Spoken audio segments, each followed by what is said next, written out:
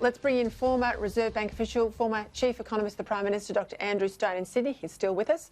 We're joined now too by Herald Sun business columnist extraordinaire, wonderful Melbourne man, Terry McCrann. Terry, I'm going to start with you. G'day, you've got the fire on, it's cold down in Melbourne. I've got to start with you on migration. Now look, first time since 1946, there'll be more people leaving Australia than migrating here. We've talked, you and I, a lot about how a Treasury use sort of the artificial inflator of constant migration to Australia to pump prime growth in the budget. We won't see that tonight, at least for 1, maybe 2 years. We're going to see a different set of numbers then, aren't we? Well, indeed. And I would hope that we actually get a refocus coming out of this virus, coming out of this recession, and indeed, in a sense, coming out of this budget, because we really have to put this budget behind us as we get into 2021 in terms of all that spending. That we actually get a focus on the P's that matter. Productivity. That's the fundamental thing that we should be seeking to drive the economy with going through the 2020s, and which, if we're ever going to get on top of the budget red ink, we have to be focused on actually generating more out of what we can produce. The population Ponzi should be a yesterday story. Just bringing in more people, building more property, building more infrastructure, just chasing our tails across the spectrum, education, healthcare, everything.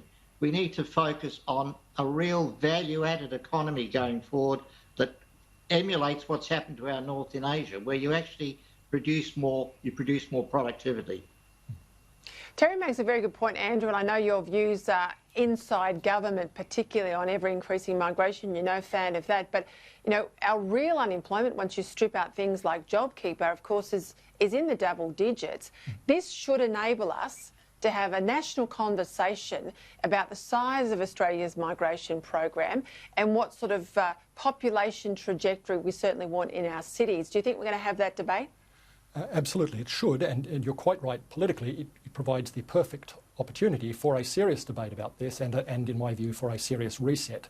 I always quote this fact that during the Hawke, Keating, and Howard governments, we had a migration program that was already the fastest of any major country in the OECD in per capita terms, but then from late on in the Howard government and all through subsequent governments, we doubled that, and that was actually a very had seriously damaging economic and social impacts, but it was also, as Terry was just saying, a very lazy way to try to produce growth and very counterproductive way. So the fact that, tragically, we have very high unemployment, even with much of it hidden at the moment by the various government schemes, provides the perfect opportunity to say, let's reset that to a much more sensible, can still be quite generous, but much more sensible level.